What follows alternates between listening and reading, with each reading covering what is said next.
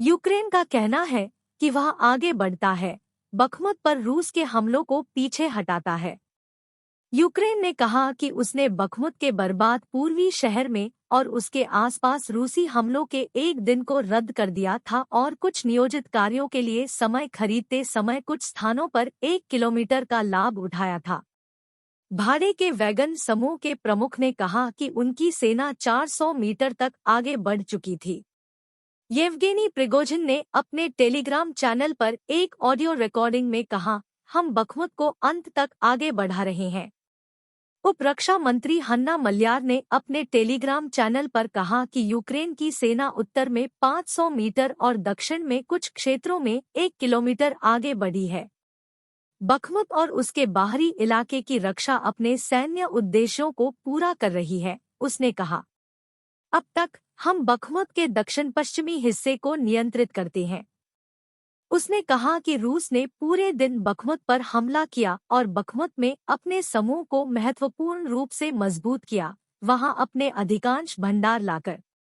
सभी हमलों को हमारे रक्षकों द्वारा निरस्त कर दिया गया था, उसने कहा। काला सागर अनाज सौदे के लिए 3 नए जहाजों को मंजूरी।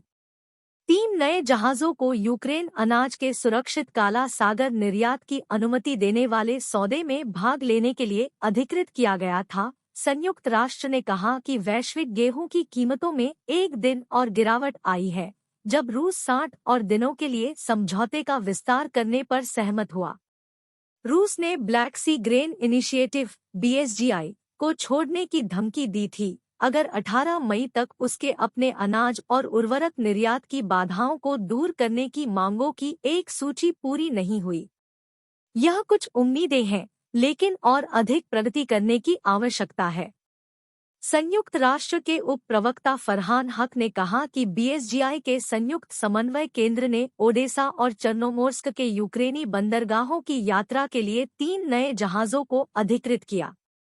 हक ने संवाददाताओं से कहा, जब हम इनबाउंड आंदोलन गतिविधि के इस आंशिक बहाली का स्वागत करते हैं, तो हम पार्टियों से यह सुनिश्चित करने के लिए कहते हैं कि क्षमता का उपयोग करने और उद्योग की मांगों को पूरा करने के लिए सभी 3 बंदरगाहों के लिए नए जहाजों का प्राधिकरण किया जाता है।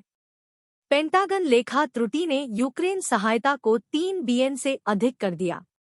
सीनेट के एक सहयोगी और एक रक्षा अधिकारी ने कहा है कि पेंटागन ने यूक्रेन को भेजे गए अमेरिकी उपकरणों को लगभग $3 बिलियन से अधिक कर दिया है, एक त्रुटि जो कीव को रूसी सेना के खिलाफ अपनी रक्षा के लिए और अधिक हथियार भेजे जाने की संभावना को खोलती है। 2 वरिष्ठ रक्षा अधिकारियों ने कहा कि त्रुटि अमेरिकी स्टॉक से लिए गए और फिर यूक्रेन भेजे गए हथियार पर वारंटेड मूल्य से अधिक का परिणाम था। वरिष्ठ रक्षा अधिकारियों में से एक ने रॉयटर्स समाचार एजेंसी को बताया, हमने पाया है कि हमने यूक्रेन को दिए गए उपकरणों के महत्व में विसंगतियों का पता लगाया है। अधिकारियों और सीनेट सहयोगी ने नाम न छापने की शर्त पर बात की। सूत्रों ने कहा कि गुरुवार को कांग्रेस को लेखांकन समायोजन की सूचना दी जा रही है।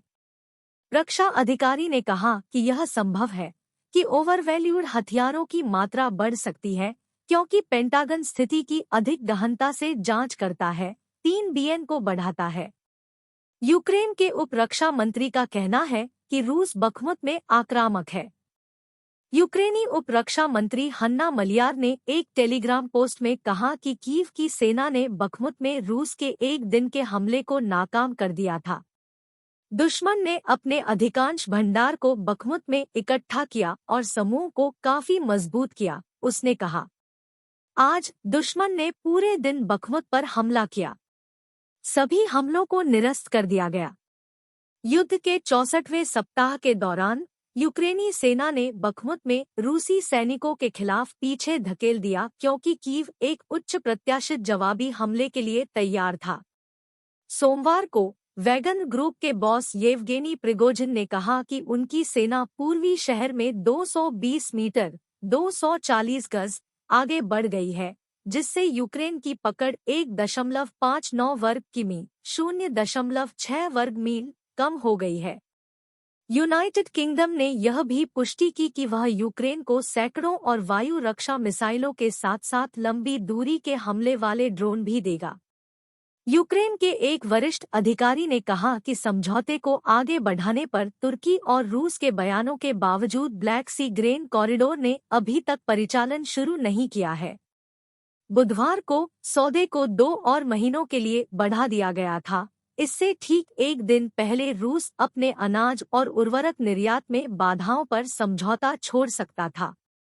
यह कल घोषित किया गया था, लेकिन अभी तक इन बयानों से काम फिर से शुरू नहीं हुआ है और इस्तांबुल में संयुक्त केंद्र ने कल या आज प्रवेश के लिए जहाज़ों का निरीक्षण नहीं किया। यूरी वास्कोव, यूक्रेन के उप बहाली मंत्री ने रॉयटर्स समाचार एजेंसी को बताया, हमें उम्मीद थी कि यह कल हमारे भागीदारों के बयानों के तुरंत बाद होगा।